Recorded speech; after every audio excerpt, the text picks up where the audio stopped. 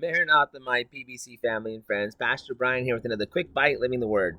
Today our word's going to come James chapter 3, and I want to pick it up at verse 13, and we'll read down through, we'll read down, I don't know, let's just maybe through verse 16, but we might stop along the way. Anyway, James chapter 3, verse 13, it says, "Who is a wise man endued with knowledge among you? Let him show out of a good conversation his works with meekness and wisdom." So first he starts off with the comparison of what's a wise person look like? Well, a wise person is somebody who's endued with knowledge. They have a good conversation, meaning that their life shows shows that. It kind of has that goodness about them, for lack of better terms. And with his works and meekness of wisdom. And then what I love about this, though, is I continue to think about this, and it goes on from there, and it says this. And this is what I wanted to kind of talk about this morning, because I got an interesting just kind of conversation this morning, and it kind of reminded me of this. But it says, "But if you have bitter envying and strife in your hearts, glory not and lie not against the truth."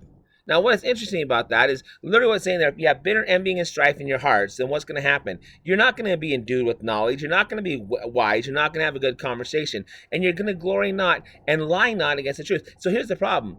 When we have that bitter envy and strife in our heart, what we have a tendency to do is we kind of always look at things through an eye of bitterness, an eye of strife. We always have this idea to go on and think to ourselves that we know what's happening, or we have these kind of suspicions, for lack of better terms. And then it goes on and says, "This wisdom descendeth not from above, but is earthly, sensual, and devilish."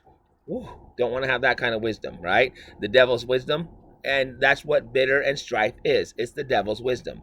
And he says, "For where envying and strife is, there is confusion in every evil work."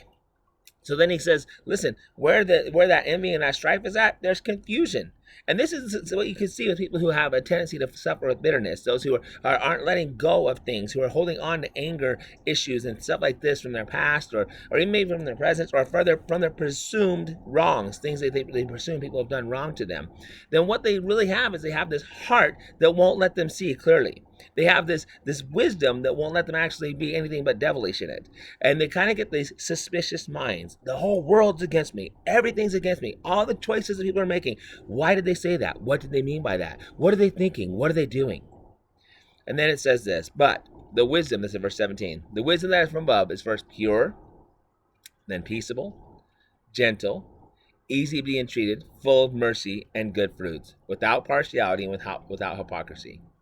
And the fruit of righteousness is sown in peace of them that make peace." So literally what it goes on to say is you can either have this strife and be this person who's making all these contentions all the time, and there's something wrong and somebody's being wrong towards me, and I'm being wrong somehow, or you can have the peace of God, the fruit of wisdom that comes from God, just that honest, here I am, open, not hiding anything, have nothing to be hiding. It's amazing because when somebody's trying to hide something, what do? They immediately go to their own defenses. What's going on?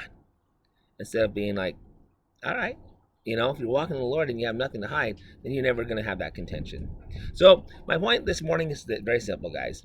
If you find yourself being somebody who kind of thinks everybody's against you and there's always something wrong, maybe search out that root of bitterness in your heart. What is it that you're concerned with? What is it that you haven't let go of, that Jesus wants to let you let go of, help you let go of, help you get over? If you have questions about that, feel free to reach out to myself or another brother and sister in Christ who you can see that maybe has done this before too.